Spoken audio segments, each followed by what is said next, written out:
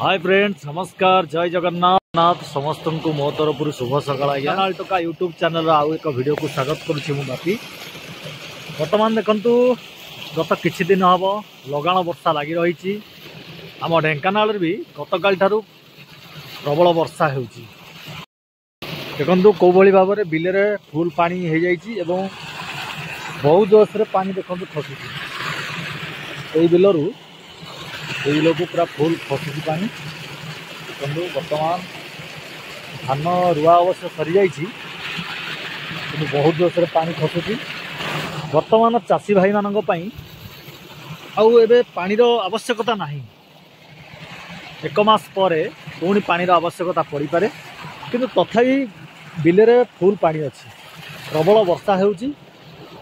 आउ वर्तमान भी आप देखंतु आकाश मेघाच्छन्न रही, जहाँकि कोभली भाव में पुणी वर्षा भी हो पारे प्रबल मात्रा। ये जो गोटे बिलरू अन्य गोटे बिल को आज्ञा पानी जाऊँगी, आपड़ ए दृश्य देखुं।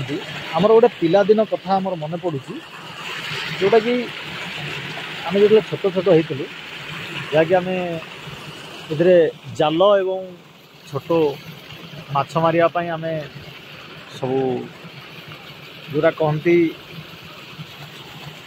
झुंपा बा चांच कहती आम बसौलु। आउ मो जेजेबापा भी से जहाँकि थे सी माछ प्रिय, तेणुक माछ भी आम मारुलु।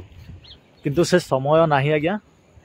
आजिकल सबुआड़े तो माछ भी रोचे, चूना माछ मिलला आ बड़ माछ भी। तेणुक किंतु स्मृतिटा सब रही जाइए आज्ञा। एबे भी माछ खायापी जिते इच्छा होची आम टे बुली आसुचु। ये जो बिलबाड़ी तथापि लोक मैंने जो मैंने माछ मारुचंती से देखी खुशी लगुच। जहा बहुत सुंदर भाव में जगह देखो पानी जाऊँगी।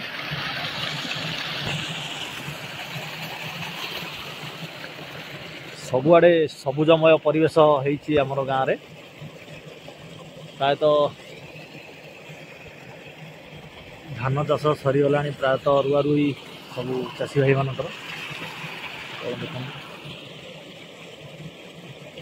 तेणुक चाषी भाई मानकर गोटे दुख केवल वर्तमान बिल रे फुल पानी हो जाइए। दीर्घ 4 मास कष्ट करी जो उपार्जन करि थांती, जहाँकि सेमानंक परिश्रम केबे वृथा न जाऊ बोली आम चाहूँ। आप देखु ये सबू तली सब बढ़ीगला। देखु बगटी कि लुचि लुचि जाऊँगी। बर्तमान बिल रे माछ हो गले, तेणुक माछ खाइबा से धीरे धीरे जाऊँगी। माछ भी जानीपारे से बर्तमान बग बहुत चलागी। देखो उड़ीगला, केते सुंदर लगुच। देखो बग बर्तमान बेलपत्र आसी सका सका, जहाँकि मोर टे सका सका गैसटा टे बेलपत्र खाऊँगी। ये प्रभु शिवंकर बेलपत्र, जहाँकि भरोसा विश्वास रही। बर्तमान तोड़ा हम गैस आपणकर जदि भी गैस अच्छी ताले देह जदि सुस्थ रखा चाहते बेलपत्र खातु, गोलमरीच एवं सकाळु सकाळु टिके चिया सीड्स खातु, जहाँकि गैस पाई। देखो बर्तमान ये जो पत्र होती बर्तमान बेलपत्र देखो कौलिया पत्र, मुझे बर्तमान आनबी और गैस पाई टिके क्या हो देह सुस्थ रही। वर्तमान 7-8 दिन हम खाऊँ कंटिन्यू करुँची। बर्तमान ये जो पत्र रही देखो यही पत्र खाइबे जो माने गैस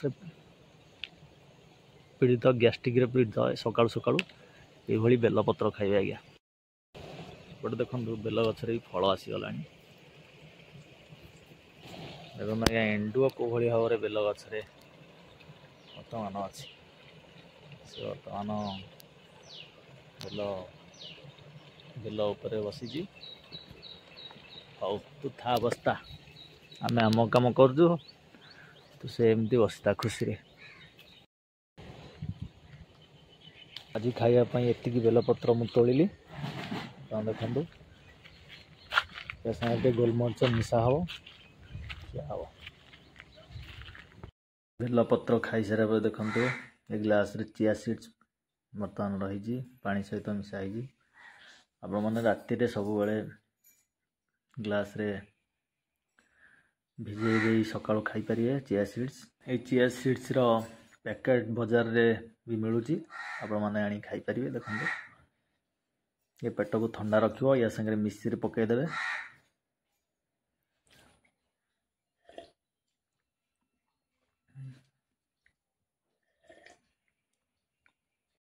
आपण माने चिया सीड्स की गोटे मास पर्यंत भी कंटिन्यू करंतु देखिए निश्चय किसी सुफल मिल आपण मान जीवन में आम सुस्थ रही अनेक किसी आमको करिया पड़ो। सकाल सकाल व्यायाम करूँ, चिया सीड्स खातु, टी बेलपत्र और गोलमरीच खातु। बजार में विभिन्न प्रकार फल मिलूँ आपण मैंने खाई आपण देह को सुस्थ रखिपारे। सेव हो, कमला हो, अंगूर, पोमाग्रेनेट, डालिंब जहाँ भी आपण मैंने जी खाई पार्थ खातु, निज देह को सुस्थ रखु, जीवन सारा बहुत खुशी बंचु। आज्ञा आपण मैंने मार्केट रे जो सब मिलूँ तेलबाजी जिनसठार दूरे रुहतु, विभिन्न प्रकार निशा द्रव्य दूरे रुहतु। मुझे ठीक निशा द्रव्य सेवन ठार दूरे रुहतु, जैकि निशा द्रव्य देह को विभिन्न प्रकार रोग आनी पहुँचेब, जहाँकि आपण शरीर क्षति कर। तेणुक दूरे रुहतु। आपण माने बापी ढेंकानाल टोका यूट्यूब चैनल माध्यम यही सुंदर वीडियो देखा चाहते ताले आज ही मो चैनल को लाइक, शेयर एवं सब्सक्राइब करंतु। आगामी अध्याय पुणी एमती एक वीडियो नहीं आसबि, सेतल जाए रहुची। नमस्कार, जय जगन्नाथ।